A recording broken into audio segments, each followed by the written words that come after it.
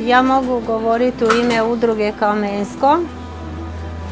Predsjednik Ivo Josipović je naš počasni član, a da bi došao do te titule treba biti poseban. Kad nam je bilo najteže, došao je na naša vrata i pitao kako može pomoći.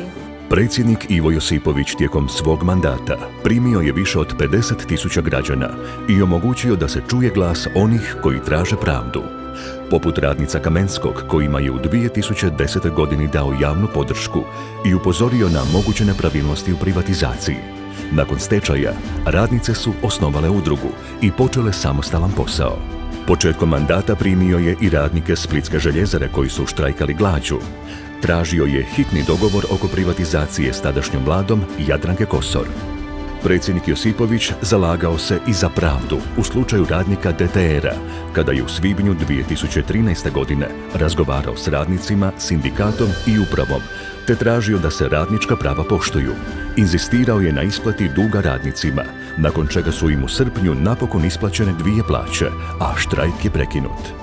Predsjednik Ivo Josipović tijekom cijelog svog mandata bio je posrednik, pružajući mjesto dogovora u različitim sukobima, od antivladinih prosvjeda 2011. godine, štrajka poljoprivrednika, sukoba oko INA i drugih.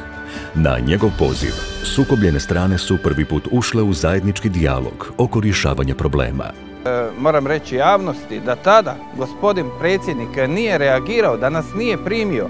2010. godine hrvatski traktori bi bili u Zagrebu, tada se vjerojatno bi bilo i sukoba i sa policijom i sa svima institucijama u ovoj državi, mi se tada ne bi povukli. Međutim, subotom kad nas je gospodin predsjednik primio, puno toga se razriješilo, puno se toga dogovorilo, ali u krajnjem slučaju gospodin Ivo Josipović je i tada utjecao na ministra Petra Čobankovića da sjednemo, da razgovaramo, da se dogovorimo i da se ne desi eskalacija sukoba koja bi sigurno bila. Predsjednik Josipović u prvom je mandatu pokazao put kojim želi voditi zemlju, inzistiranjem na dijalogu i stvaranjem pozitivne klime za efikasnije rješavanje problema.